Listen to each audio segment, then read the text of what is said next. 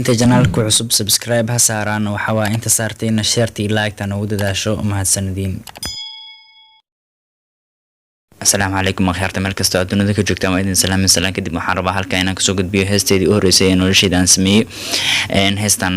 waa hees jacayl oo raab ah marka codkaygaan ku tijaabinayaa commentiga noogu soo reebixi fariina mahadsanid.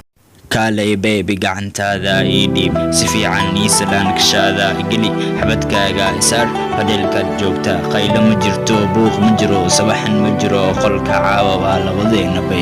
baby jabigu waa labadeena cashaan dalbanayna waan wada cunayna cabitaan waan wada cabayna saad rabtaan ku yeela sidaan rabo ii yeel waan kula duulaa sidii diyaarad camal waan ku boodbootinaa sidii ilmo camal waan kula dawaalanaa sidii kaluun camal kor iyo hoos baby caawo waan kaa dhisaa farxad baan ku dareensiinaa murug walwal wax dhan hilmaan baby easy ma joognaa mise mercury nolosha waa xaggee baby caawa I feel like something.